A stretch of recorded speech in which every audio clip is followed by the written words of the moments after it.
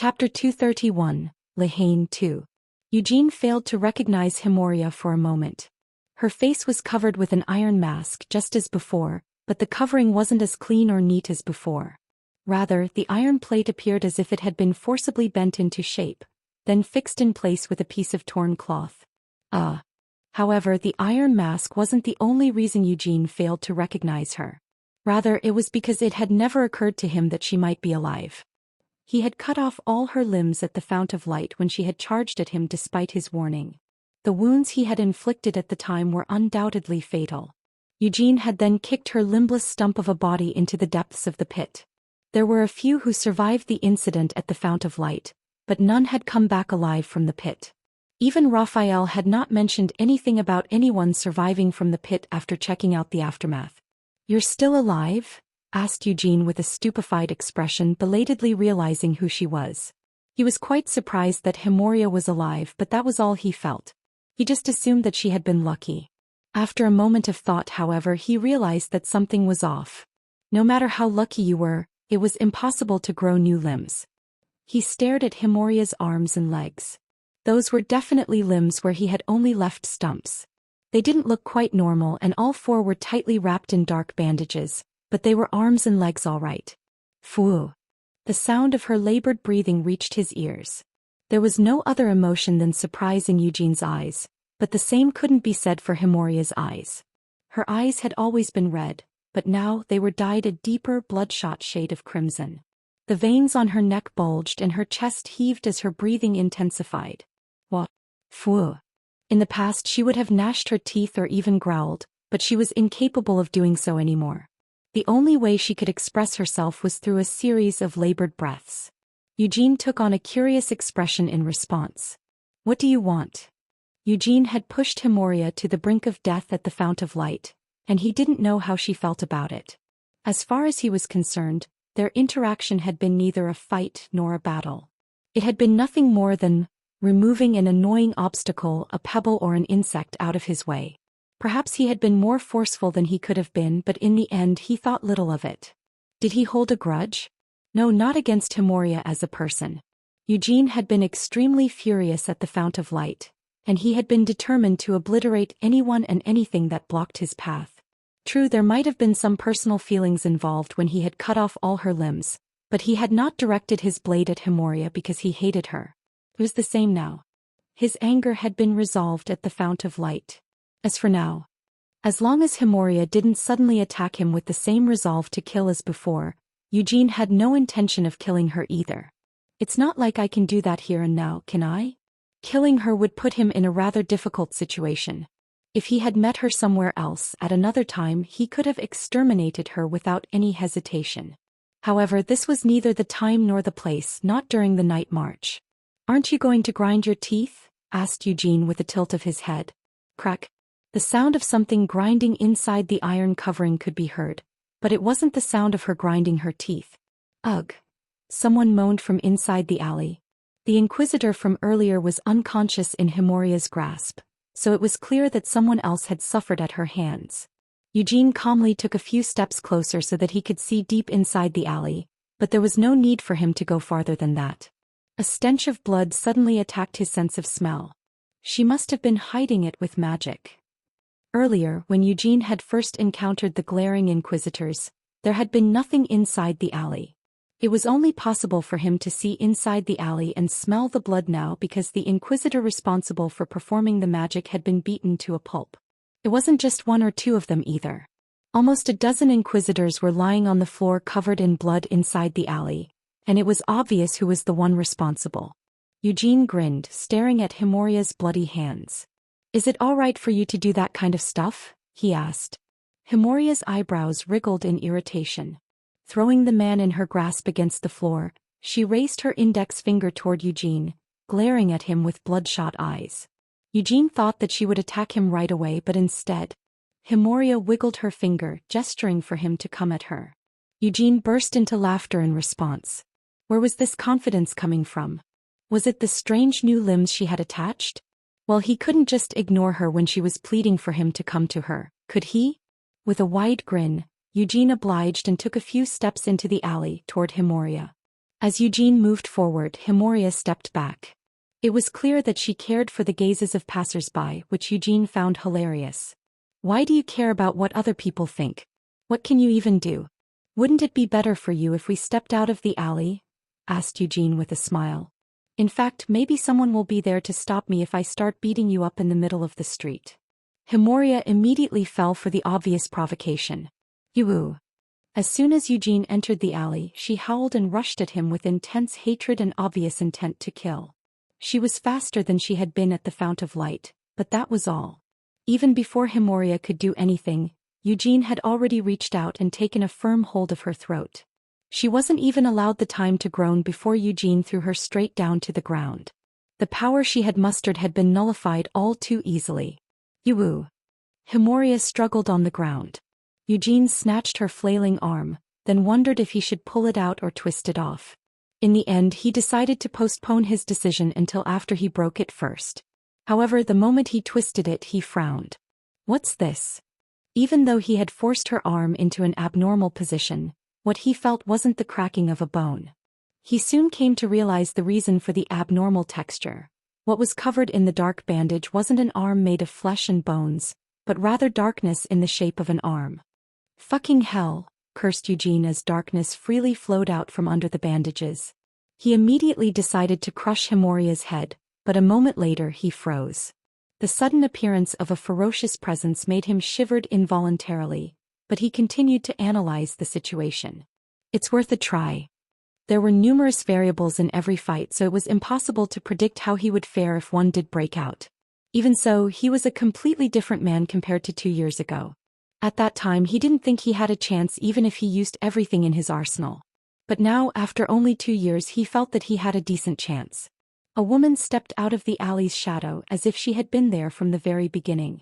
Her mouth was covered with a cotton veil and she adorned a bright red robe. She looked exactly like she had 2 years before. Amelia Merwin. Has my pet been disrespectful toward you? Amelia's lips twisted into a smile as she pulled back her hood. However, her lips were the only thing smiling. Her purple eyes were incredibly calm, hiding a terrible hostility deep, deep down in her gaze. Staring into her eyes felt like staring into the abyss, a terrible chasm that threatened to rob people of their sanity.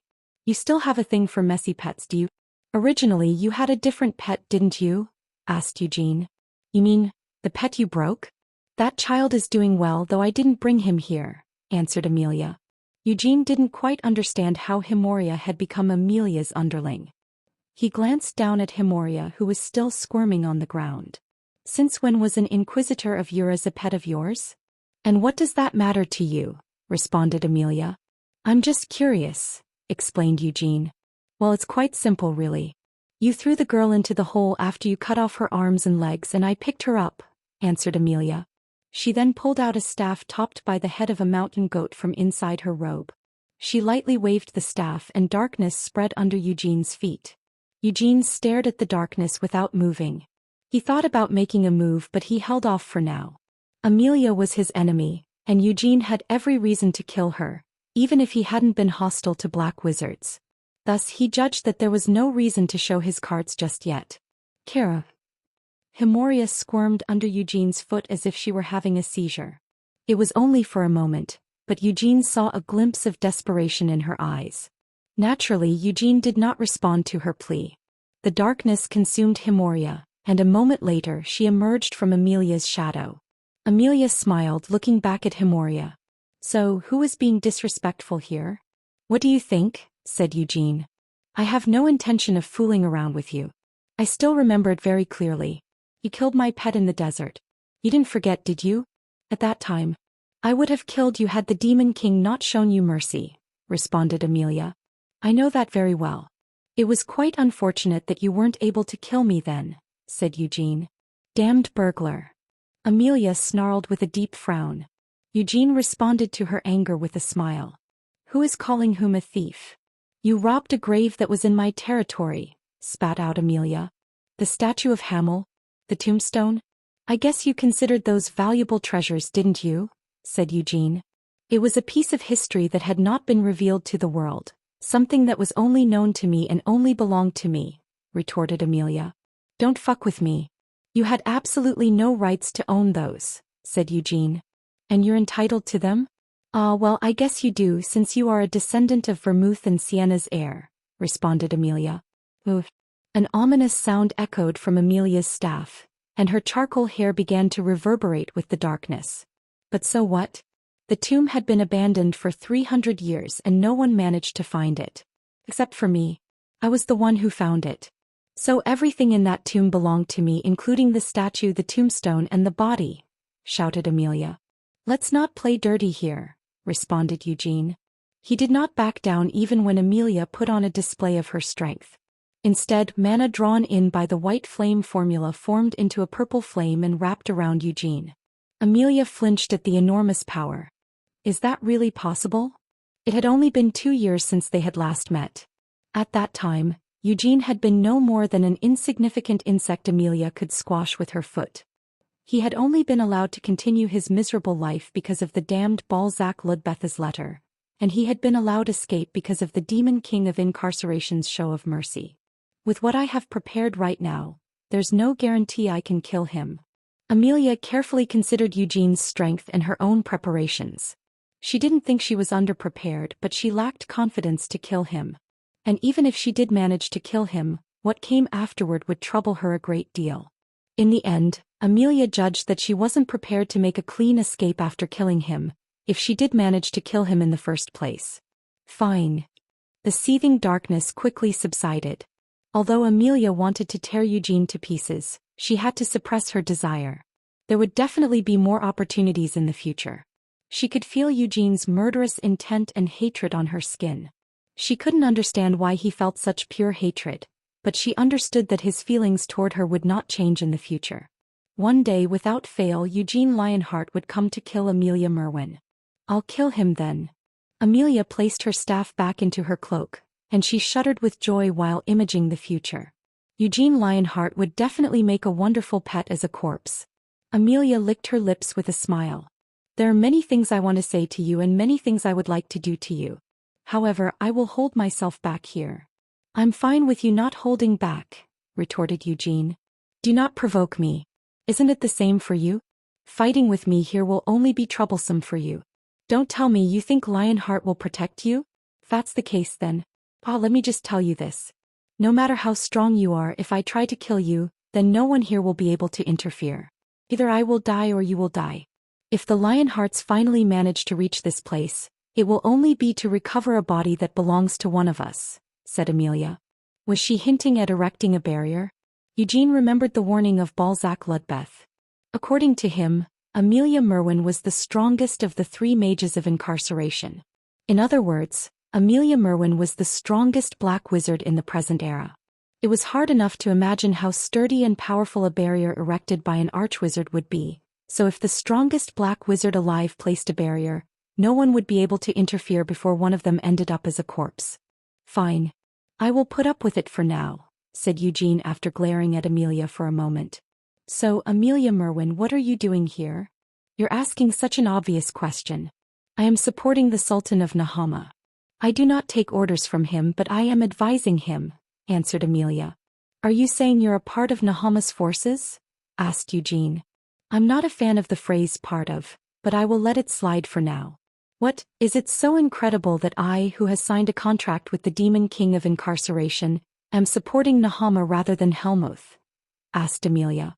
It's nothing new that the Demon King of Incarceration is allowing his black wizards to roam as freely as they want, said Eugene. Still arrogant, I see. It was the same back then. At the tomb, you were arrogant even in the face of clear death. I enjoy that about you, though I don't like it at the same time, said Amelia. You enjoy it? Asked Eugene. Yes. Amelia leaned her head to the side and smiled. One day when you are truly on the verge of death, if I have the pleasure of being the executioner, I wonder what kind of face you will make. I wonder what you will say, and I wonder what kind of expression you will have as life fades away. Will you be as arrogant then as you are now? Will you show me that same hatred and killing intent even as I caress your soul? It gives me chills just imagining it. Crazy wench. Eugene scoffed and gave her the finger. Stop daydreaming impossible situations and keep your new pet in check. That's a good, helpful piece of advice. She seemed to want to go for a walk, so I let her leash loose for a while. I didn't expect her to do something like this, said Amelia before turning her gaze. Looking around at the bloody rags that were once Inquisitors, she clicked her tongue. I thought I had hammered it out of you already, but did you still have lingering feelings about that religion? Did you think your fellow Inquisitors would save you? They didn't, did they? They called you dirty, fallen, and tried to arrest you, didn't they? That's why you had to put them down. Amelia was no longer looking at Eugene. Instead, she directed her eyes, which were curved like crescent moons, toward Himoria. Himoria shuddered in the darkness when she felt Amelia's gaze, but she did not avoid her eyes. Instead, she glared back at Amelia. Why are you wearing something like that on your mouth? Whispered Amelia. She stretched out one of her long fingers and caressed the iron plate covering Himoria's face. Slap. Her gentle touch immediately transformed into a fierce slap. Himoria shuddered and her head was jolted to the side. As a result, the iron plate covering her mouth fell to the ground as well. What was revealed was a bit in Himoria's mouth. It wasn't a normal mouthpiece. Rather, what she held tight in her mouth was a bone, very much like one that a dog would chew. Blood dribbled down Himoria's chin as she glared at Amelia. Excuse me. I should have waited until it was just the two of us before I disciplined my pet, said Amelia, lowering her hand to Himoria's neck. She looked back at Eugene and smiled eerily. Let's get along while we are here. I will greet you with a smile when I see you, and I hope you will do the same. Those were Amelia's departing words. She grabbed a handful of Himoria's hair, then dragged her along deeper into the alley as if she were pulling a dog's leash. Himoria only managed to breath out forcefully through her mouthpiece, and soon the two of them disappeared into the darkness. Crazy bitch, muttered Eugene, shaking his head. Amelia had said she picked up Himoria at the Fount of Light. He didn't understand exactly what she meant, but he wasn't curious enough to look into it either. Thus, he left the alley without giving it any more thought. The night march was bringing him so many unexpected encounters. He had met Morgiabella in the snowfield, Molan in Lahanejar, Amelia Merwin in Lahane. It's giving me bad vibes from the beginning. He was in a dirty mood, perhaps because he had met with someone he wanted to kill. Eugene turned his head back toward the alley and spat on the ground. He was no longer in any mood to continue strolling around, but he had already achieved his goal of cooling his head. As such, Eugene returned back to the mansion with a frown. Where have you been? Asked Seal as she approached him. She looked crummy and disheveled. It seemed she had arrived with the others during the little while he had strolled around Lahane. Well, just a walk, said Eugene. Why is your expression so rotten if you only went for a walk? Asked Seal. Eugene stuttered, but Seal looked extremely calm. In spite of her temper, however, her face was rather messy and her clothes were dirty. Perhaps because she had not washed for the last few days. It was inevitable. When they traveled with Eugene, they could wash up even without hot water, thanks to Eugene's magic. Yet Cyan and Seal had decided to travel separately from Eugene in the middle of the snowfield. Thinking back on it, it had been a sudden, reckless decision. Most of the amenities they had brought for the journey had been with Eugene, inside the cloak of darkness. Although Cyan and Seal possessed backpacks with magically amplified storage, all they had brought were a few days' worth of emergency rations. Moreover, even knights capable of handling mana weren't immune to the cold. It would have been horrible if they happened to catch a bad cold because they had washed themselves in the snowfield, and therefore, they had not washed up for over 10 days. They had wandered through the snowfield searching for food and melted the snow to quench their thirst. Even after having experienced such a rough journey, Seal looked calm. Not that she was actually calm at all by any means, but she was doing a good job holding it in. It wasn't as if they had been separated for a long time, but she still wanted to show Eugene how mature she was. Are you all right? Asked Eugene after a moment. What? I'm fine. I'm completely fine, said Seal. No, you don't look all right. I think you've lost some more weight, said Eugene. Don't say something so rude.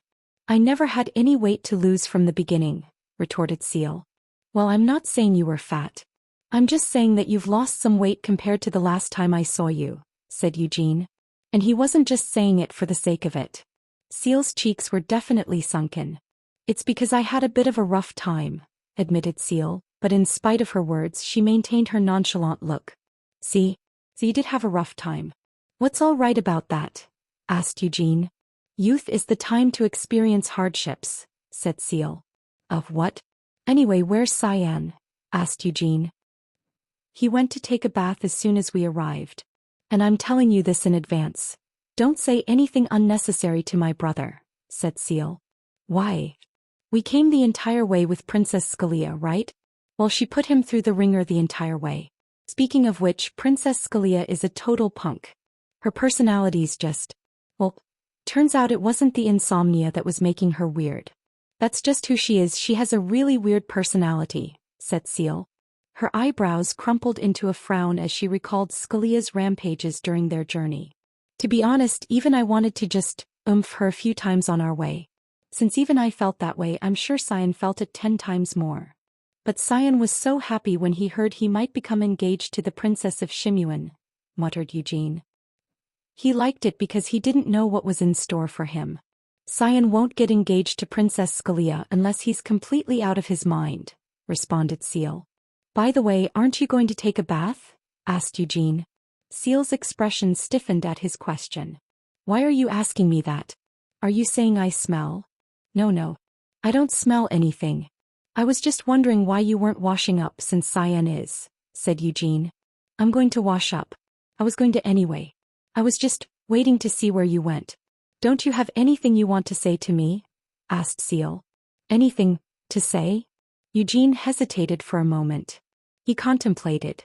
He could feel Seal's fiery gaze, which was only intensifying as time passed. He felt pressured to give a good answer. Good work, stuttered Eugene. Don't say the obvious, answered Seal. Well done, said Eugene. That's exactly the same, responded Seal. I'm glad you got here safe, said Eugene one last time. That's it. Seal finally smiled after hearing his last answer. It wasn't anything special, but it kindled a fire inside her. Seal stood up from her seat and looked up at Eugene. Did you worry about me? Yes. But you shouldn't have been worried about only me. Weren't you worried about my brother? She asked. Naturally, I was worried about both of you, said Eugene. But if you're being honest, you were a little bit more worried about me, right? You can be honest with me. I'll keep it a secret from Cyan, whispered Seal. I was equally worried about the two of you, said Eugene. At times like this, you should say that you were more worried about me, even if they're only empty words. In spite of her words, however, Seal was satisfied with Eugene's answer. If anything, it was a very Eugene-like attitude. Seal giggled and put her hand inside her cloak. I brought you a present on the way here. Give me your hand. What is it? Asked Eugene, stretching out his hand without much thought. Seal brought out a snowball and placed it on his palm. It's cold, right? She asked. Eugene looked alternatingly at Seal's playful smile and the cold, wet snowball on his palm. If we were a little younger, we would have gone outside and had a snowball fight. Did you know? When we were young, my brother and I would put rocks inside our snowballs when we played with you. Did you think I wouldn't know? Well, you never got hit by any of the snowballs we threw, so how was I to know? I avoided all of them because I knew there were rocks in them. If you want, we can have a snowball fight. Of course, I'll win just like when we were kids, said Eugene. Nope. I don't want to. None of us are children anymore, responded Seal. Hey, snowball fights are still fun even when you're older, said Eugene. I'm sure, but I still don't want to, said Seal. She stuck out her tongue at Eugene, then turned around and left. Eugene shrugged as he watched her go. The snowball on his palm was already melting. Suddenly, Eugene chucked it backward without even looking. Kayak! The scream came from Mare, who had been creeping up to surprise Eugene. Chapter 232, Lehane 3. Eugene stared forward with an awkward expression. He was currently standing in the castle of Fort Lehane. His Majesty is waiting for you in the bath, said a knight of Roar's white-fanged knights with a bow. Eugene nodded without any change in his expression. Roar's knights, led by the Beast King, had arrived in the dead of night. Eugene was not interested in the power balance between the nations represented by those staying in the castle. However, now that he was already here, Eugene couldn't help but notice how the different powers were positioned in the castle.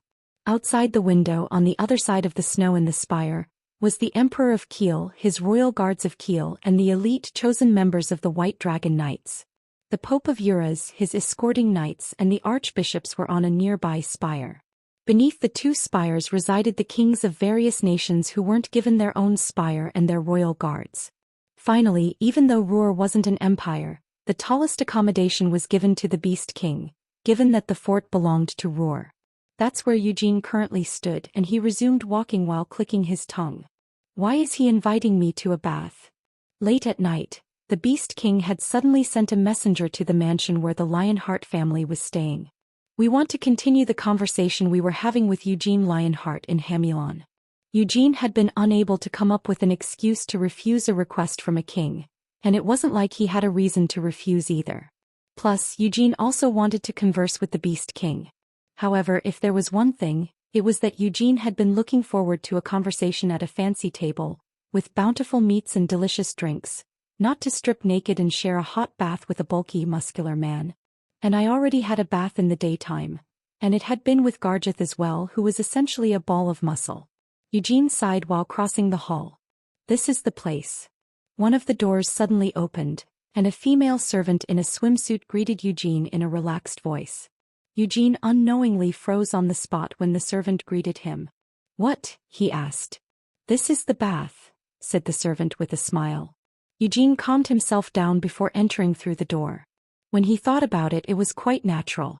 After all, wasn't it natural that a king of a nation would have servants taking care of him when he took a bath? Whoa. Even so, Eugene felt that this was a little too much. The room inside was practically filled with female servants, and they greeted him in swimsuits of different colors. Eugene knew how big the Beast King was from his previous encounter, but even so, did he really need so many servants just for himself? "Please, let me help you," one of the servants said. "Help me with what?" asked Eugene. "I will help you disrobe," said the servant. "No, I will be fine. It's just my clothes and I do just fine taking them off myself." "Why would I need any help?" grumbled Eugene, taking off his cloak. He could see Mare's eyes gleaming within the cloak. Eugene cleared his throat while waving away the approaching servants. "I take off my clothes on my own when I'm at home, take a bath alone, and also dress on my own. I would prefer not to change how I've been living, so please leave me alone." "All right. But is everyone just going to keep staring like that? I don't really like taking my clothes off in front of others. If you have any respect for me, could you turn your head?" "No, could you all just turn around?" asked Eugene. "However, Sir Eugene, His Majesty has instructed us to serve you with all our hearts," said one of the servants. "Serve me? How would you serve me? This is just a bath. Where is His Majesty? He's right up there, isn't he? I'll get there myself." "Gown. Please just give me a gown." Eugene wasn't very familiar with such situations. It wasn't that he had no experience with women, but he had never bathed with near-naked female servants on both sides. He had no desire for such an experience either. After almost snatching a gown that a servant was holding, Eugene waited until the servants turned around before quickly changing into the robe. A large terrace greeted him when he walked forward. The entire structure was an open bath designed to pump up the hot spring water from the ground all the way up to the top of the tall tower to allow anyone to enjoy the sight. In fact, it felt more appropriate to call it a swimming pool rather than a bath. "Well, aren't you quite shy, young man?" Amon Roar chuckled. He was immersed in hot water with his arms on the railing. Behind him was Lahanjar riddled with falling snowflakes. "It's a little unexpected. You didn't seem like the one to indulge in luxuries," commented Eugene. "It's just a bath. What's luxurious about it?" asked Amon. "Aren't there too many servants?" asked Eugene. "Is that so? We are not too sure about that. Kiel's emperor brought dozens of servants. Compared to him, don't you find us rather modest? Or do you find it unpleasant that we would compare ourselves to the emperor of Kiel?" responded Amon. "I'm not that loyal to His Majesty the Emperor," answered Eugene with an aloof expression. He didn't even think it had been a witty answer, but Amon burst into hearty laughter while clapping his hands. "Ah, we see. But Eugene, how long do you plan to stand there?" "I've not had a chance to tell you, but I already had a bath in the hot springs earlier in the day," said Eugene. "What's the harm in taking another one? Please don't embarrass us. We are already soaking in here without any clothes," said Amon. "Phew." Eugene took off his gown with a sigh, then waded into the hot spring. He had to admit, the scenery was quite nice. "Is there anything you need? Food or alcohol? Feel free to let us know whenever." That's why we have servants here, said Amon. I should be fine, responded Eugene. Do you know why we called you here? Asked Amon. Wasn't it so we could finish our conversation from Hamilon? Responded Eugene. Eugene did not immediately ask about Molan. Although it had been Amon who recommended Eugene go to the Grand Hammer Canyon, Eugene wasn't sure if Amon knew of Molan's presence there. That would be a fun conversation to continue, but besides that, what do you think about this? Asked Amon. What? The night march, said Amon. What kind of answer was he seeking? Eugene narrowed his eyes and stared at Amon. Noticing Eugene's cautionary approach, Amon chuckled before shaking his head. It's just a simple question, he said. I'm not sure I understand why you are asking me this question, said Eugene. Because we judged that you are the leading figure in the Lionheart clan. Don't deny it. We also have eyes and ears.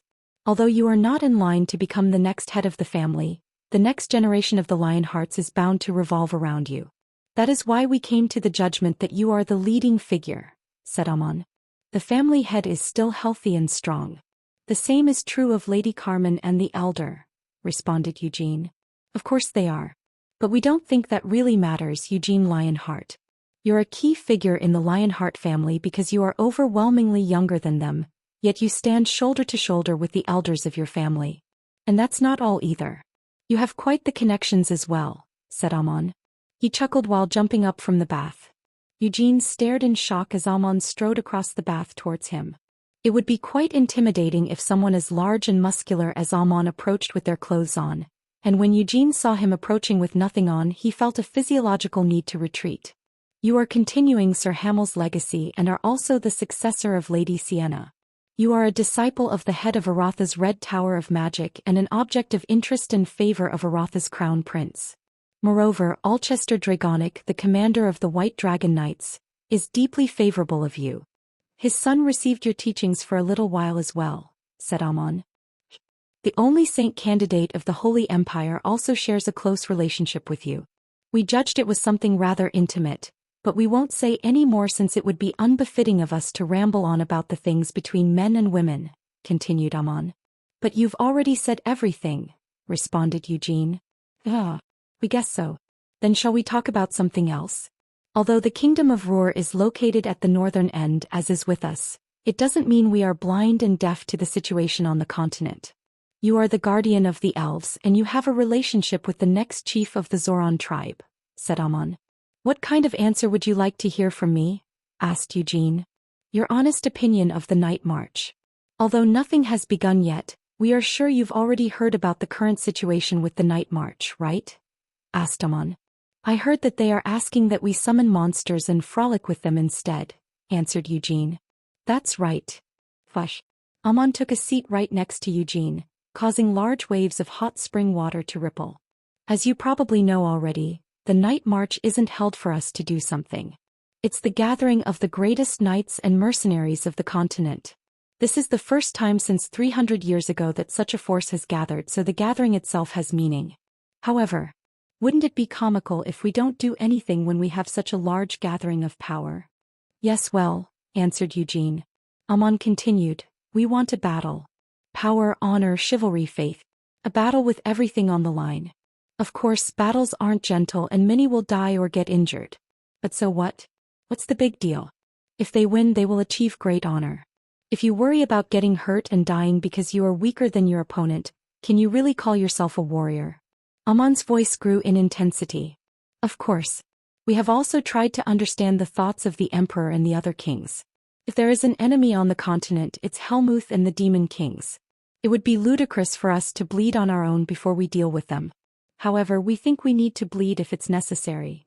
Well, I understand the purpose of the night march, but excessive bleeding in training, said Eugene. It would be overwhelmingly less than the bloodshed in wars between nations, Amon continued. What? This is what we think. The knights here don't represent the full power of their countries, but they could be called the symbols of their nations. If they battle against each other, couldn't you call that, say, a little war? Said Amon. Could it be? We think that what we need the most to confront our adversary Helmuth is unity. The continent is wide and there are many countries. There are many kings as well. That's why not everyone can see eye to eye, and everyone's only focused on their own profits. What do you think? Amon asked. Why do you keep asking for my opinion? Said Eugene.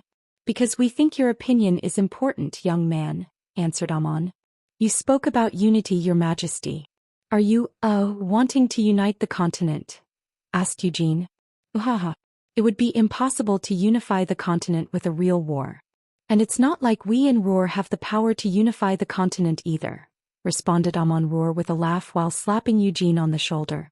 However, if the knights participating in the night march clash properly, and we gain the upper hand, great honor will follow.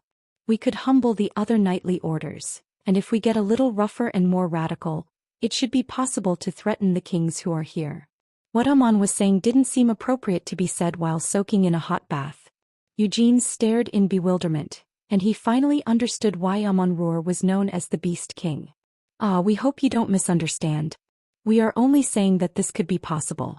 We don't actually intend to do something like that. However, we are only thinking, shouldn't it be possible to achieve unification through coercion? At least, if we do achieve unification through that method, wouldn't we move more hand in hand against our enemy? Continued Amon. Eugene shook his head with a baffled laugh. Your Majesty's words are so sudden and extreme that I do not know how to react. However, your Majesty, you called Helmuth the enemy, but didn't you open entry into Roar and allow the demons of Helmuth to enter your kingdom? Asked Eugene. Roar was the only place on the continent with closed doors to Helmuth. We thought of Helmuth as the enemy, but at the same time, we acknowledged that the civilization they built was great.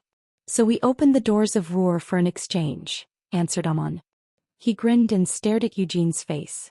You didn't think we opened the doors of Roar because we were instigated by them, did you? I only considered it a possibility. After all, your Majesty refused to join the Anti-Demon Alliance all this while, said Eugene. Anti-Demon Alliance? Are you referring to the bunch of rabbits? And what do we have to gain from joining their group? What are we lacking? They will proudly boast of becoming my allies, but we have nothing to gain but shame at being allied with those petty rabbits. How can we, a descendant of the bold king, hold hands with Helmuth and act as the captain of a bunch of rabbits?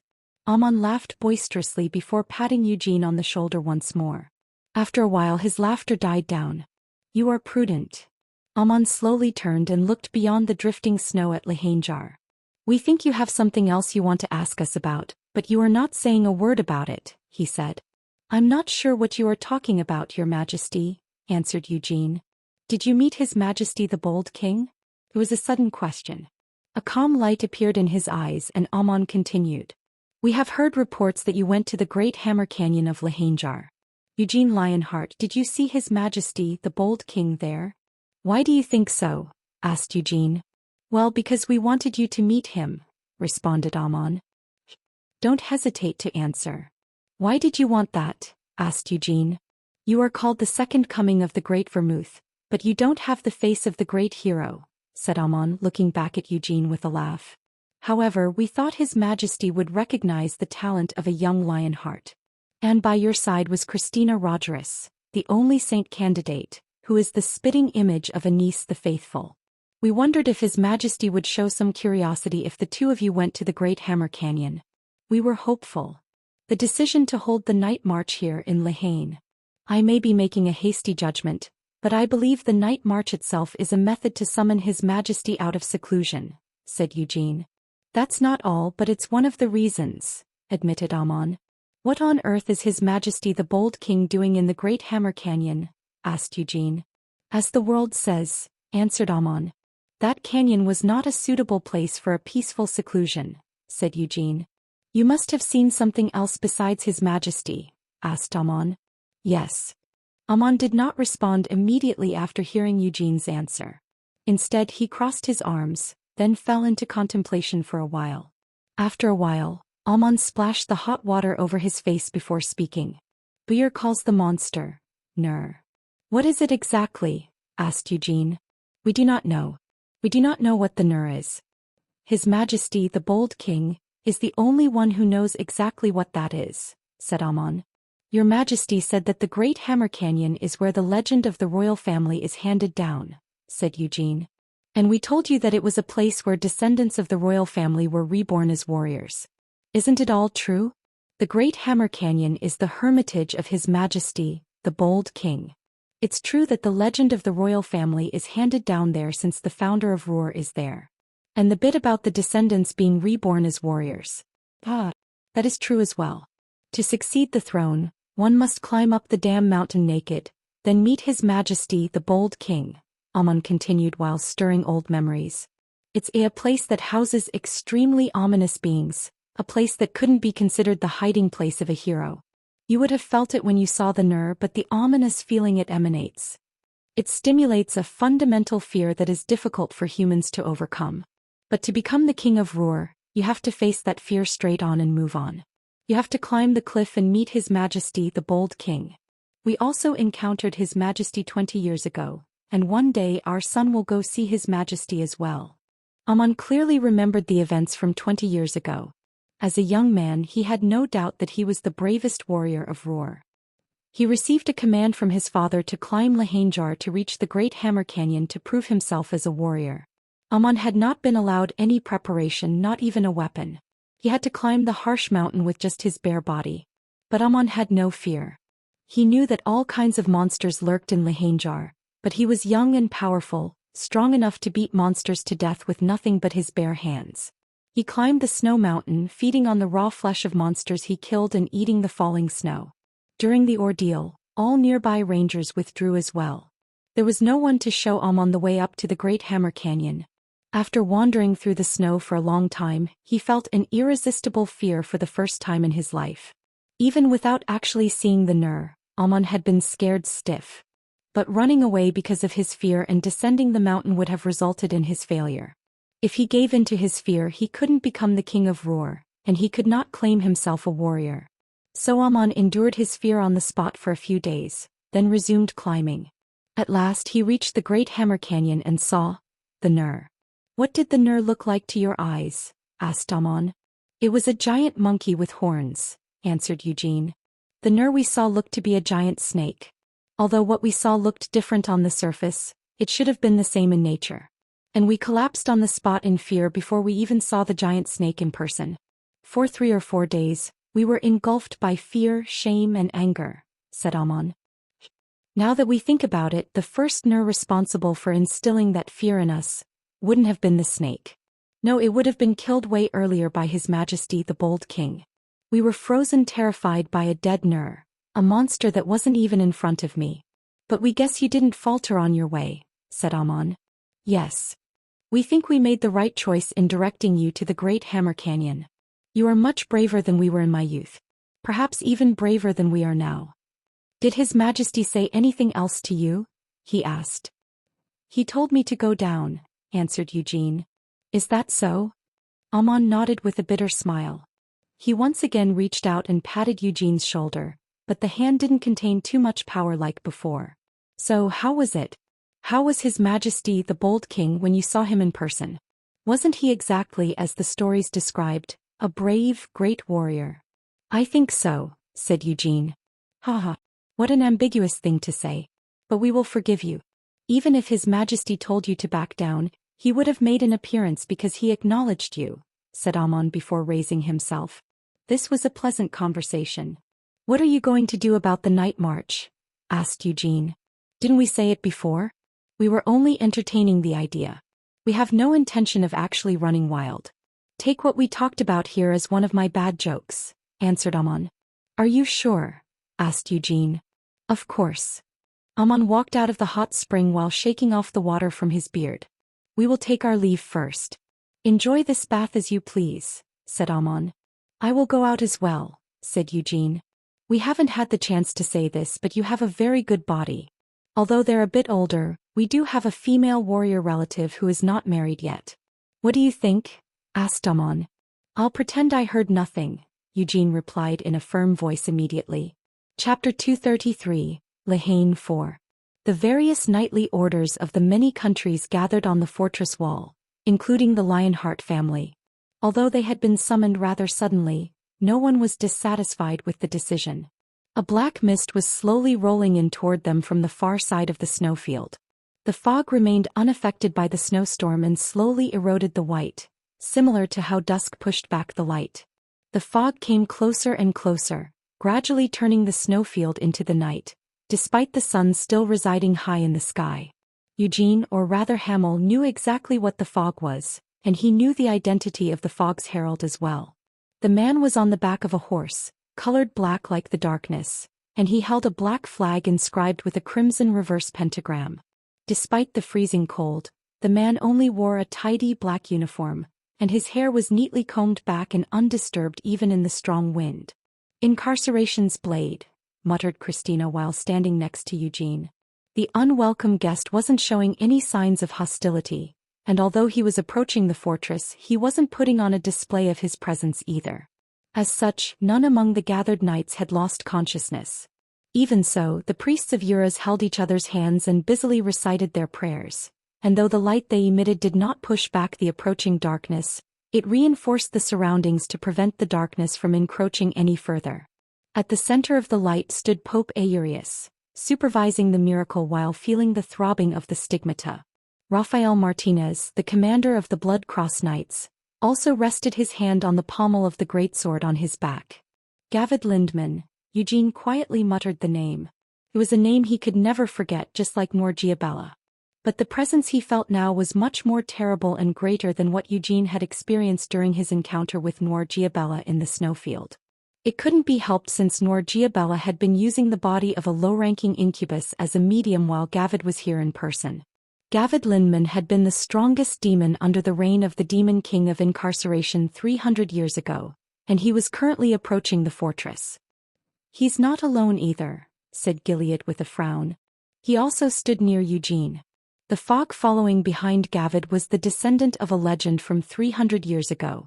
The Black Fog. It was a nightmare that once existed in the territory of the Demon King of Incarceration.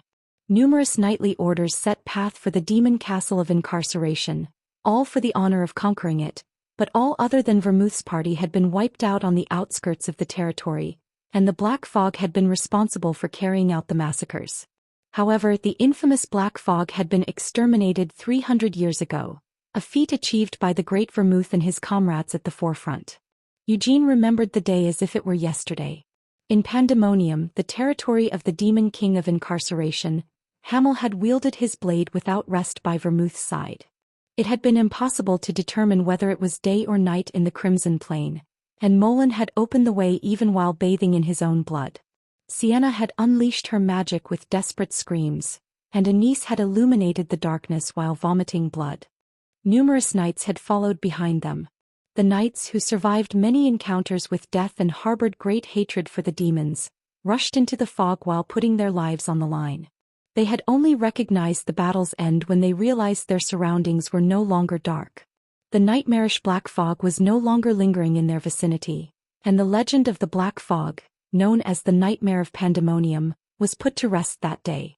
However, what Eugene saw now was the Black Fog, the same as 300 years ago. About 100 of them. Eugene peered through the fog while squinting. There were about 100 demon folks dressed in black uniforms like Gavid and riding horses. The Black Fog of the current generation was a group of demon knights trained personally by Gavid after the war. As promised, Helmuth never invaded other nations nor demonstrated their military prowess since the war. As a result, it was impossible to know how the Black Fog compared to the other knightly orders on the continent. This was the first encounter with the Black Fog for the continent's knights, but none of them had the desire to compete with the knights in the fog. It was mostly due to the presence of Gavid Lindman, who stood at the forefront of the fog. He still showed no hostility or killing intent, and he wasn't showing off his presence either. Even so, the knights of the fortress could not remove their eyes from Gavid. Indeed, the Black Fog was the descendant of a legend, but Gavid Lindman was a legend itself. Even without having to unsheath his sword, the presence he exuded proved him well deserving of his title as the Blade of Incarceration. The horse leading the fog stopped, and Gavid looked up at the fort from its saddle. The Black Fog had reached a place not far from the fortress before anyone knew it. Gavid stared at the knights on the wall for a while, then descended from his horse with a faint smile. After taking a few steps forward, he lowered the flag from his shoulder and planted it on the ground. The crimson reverse pentagram popped against the black background. This was the symbol that the Demon King of Incarceration had used since 300 years ago, and now the symbol of the Helmuth Empire. After putting down the flag for everyone in the fortress to see, Gavid politely lowered his head. I apologize for visiting without asking for permission or giving prior notice. However, I hope this won't cause too much anger. After all, it was you who did not invite Helmuth to this event, said Gavid. The purpose of the night march was to raise caution against the demon kings of Helmuth. Naturally, an invitation had not been sent out to Helmuth. But who could have imagined that the Incarceration's blade would barge into Fort Lehane, and that too with the black fog in tow? Will you open the gates? Said Gavid. He did not seem to care much for the silence of the kings. He still emitted a calm energy, but his words contained immeasurable weight, threatening to crush the entire fortress. Some of the weaker knights on the wall felt their heartbeat pause for a moment after hearing his words. We cannot. The first to answer was Aurius, the Pope of Uras. He glared at Gavid while maintaining the light around him. You are the Blade of Incarceration, a Duke of Helmuth. You are an uninvited guest at this banquet. The light that protects this place rejects you and that black fog. Pope Aurius. Unfortunately, unlike you, I cannot hear the voice of the light. However, if the light really does reject me, and if it isn't because I am a demon but because of the presence of the black fog, I am more than willing to withdraw the fog, replied Gavid. That's... Don't tell me you are planning to refuse us unconditionally, simply because I and the knights behind me are demon folks? If that is the case, I find it very lamentable. After all, it was 300 years ago that the believers of light argued the demon folks as being enemies unconditionally, continued Gavid. I think he's already said that you are an uninvited guest. The one who spoke up this time was Strahd II, Emperor of Kiel. He placed his hands on the railings of the wall with a frown. Duke Lindman, your visit is both sudden and disrespectful. For you, having lived 300 years or rather even longer, we must seem like children. After all, our lives are short, not even 100 years. That's a given. However, the one you serve, the Demon King of Incarceration, has said this in the past. He who lived a long time and reigns as the king of the demon folks, is equal as a leader to the kings who reigned for less than 100 years.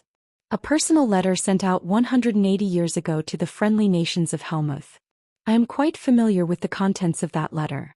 The personal letters were delivered to each nation and contained the mercy and respect of His Majesty Incarceration, answered Gavid with a pause. I am glad to know that you are familiar with it, Duke Lindman. So we have no reason to agree to your request and open the door when you weren't invited. Unless you are here by the will of the Demon King of Incarceration, said Strahd II. That's not it. I am here of my own will, said Gavid. I see. Then, are you saying that you do not respect me, the Emperor of Kiel, as well as the other kings, unlike the Demon King of Incarceration? Asked Strahd II. Respect, is it? Said Gavid with a grin. I never thought I would hear that word come out of your mouth. Yes, it's just as you said. His Majesty the Demon King showed respect to you all. But what about you? Asked Gavid. I know why all of you are here and why this event, the Night March, is being held. All of this may not be considered a problem for His Majesty, but I have a different opinion as his loyal subject. This can very well develop into a problem, continued Gavid. What is it that you want to say? Asked Strahd II. Kings of the continent, do you desire to go to war with Helmuth? Said Gavid. Boom. Gavid raised the flag before planting it into the ground once more. This event itself is a disturbing thing that shows absolute disrespect towards Helmuth and to His Majesty the Demon King of Incarceration. As I claim myself to be his blade, I only came here to examine if there exists any hostility towards His Majesty. Do I need any other reason? Said Gavid. Uhahaha. Amon the Beast King of Ruhr burst into laughter. Hostility. How laughable. Look here, Duke Lindman. It is we who are concerned about the hostility of Helmuth and the Demon King of Incarceration. We gathered here to prepare for a future that we fear. Do we want to go to war with Helmuth? Let us ask you instead, Duke Lindman. Does Helmuth want a war just like 300 years ago? I do not know the intentions of His Majesty, answered Gavid. Then what about you? Do you want a war between humans and demon folks just like 300 years ago? Asked Amon. My wishes do not matter. My allegiance is to His Majesty the Demon King, and I only obey his will. Beast King, I think you have a big misunderstanding. Gavid shook his head with a smile. Certainly, it was completely rude of me to come here uninvited. I am aware of that. However, His Majesty did not command me to act, and I came here of my own accord. Then what about the fact that you do not respect Helmuth and His Majesty? What about the fact that you might be preparing for a war with Helmuth? Gavid paused for a moment. His gaze headed somewhere else as he continued. None of that is my business. If you want a war, you can start a war. That is why I am calling it a misunderstanding. I am not here to punish you as His Majesty's blade for not showing respect. What do you mean? Asked Amon.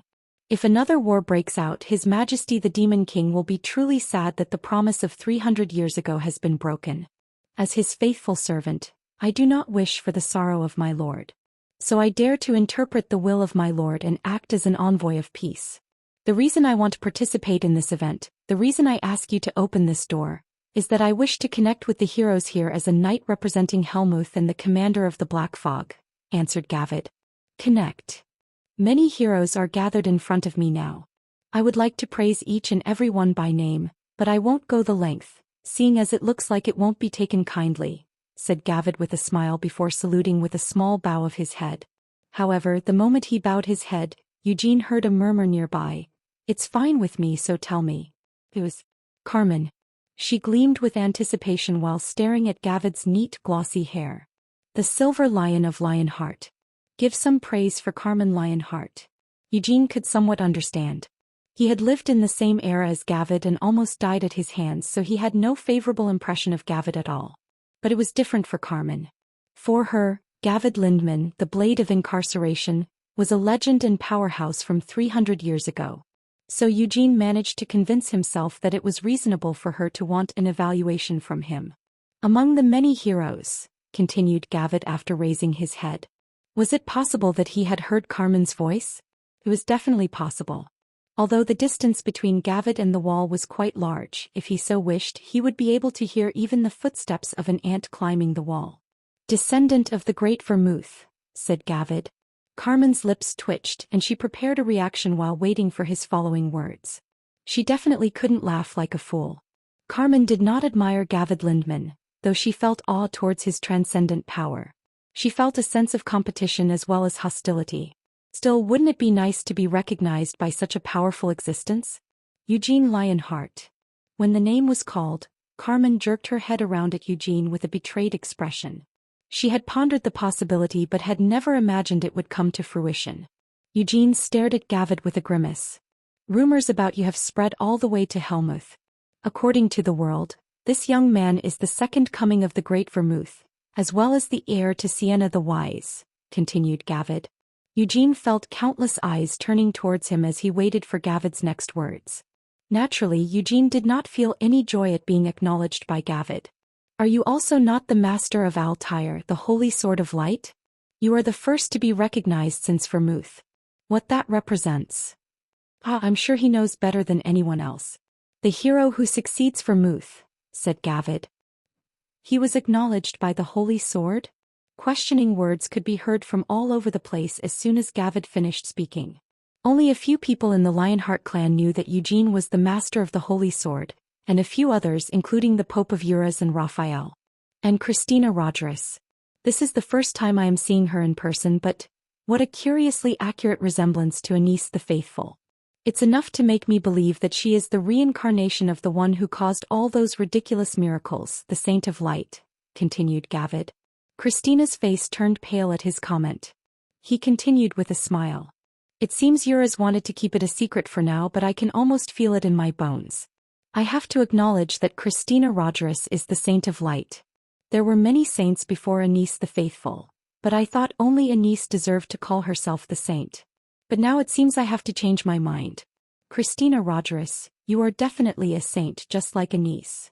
What Gavid spoke of were facts Eugene had heard earlier from Balzac Ludbeth, the head of the Black Tower. The Dukes of Helmuth knew that Eugene was the master of the Holy Sword. Moreover, as Gavid said, he had faced Anise directly in the past. Demon folks were especially susceptible to divine power, which would allow him to gauge Christina against Anise.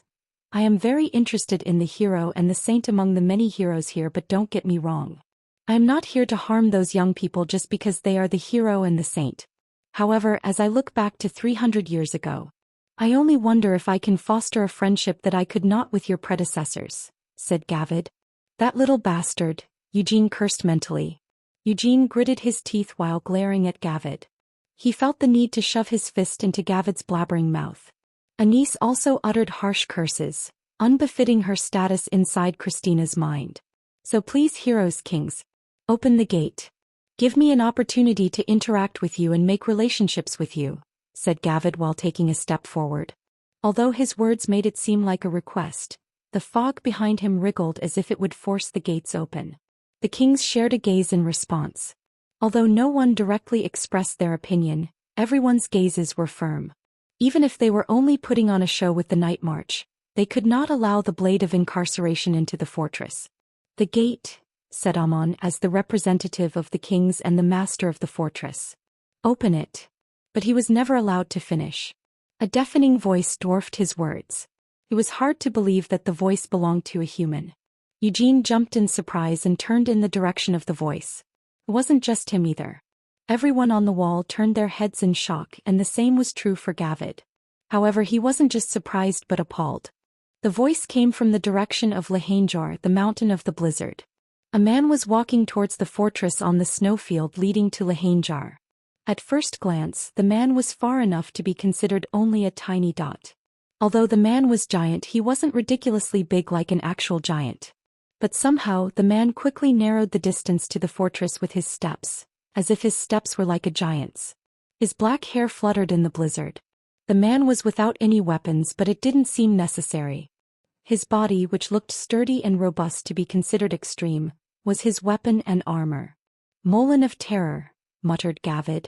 He was in complete shock and disbelief as he muttered the symbol of terror for the demon folks of 300 years ago. Molin was among the 5 inhuman existences who had allowed Gavid to sense death. It was the name of the man who always took the lead on battlefields where numerous demon folks were slaughtered.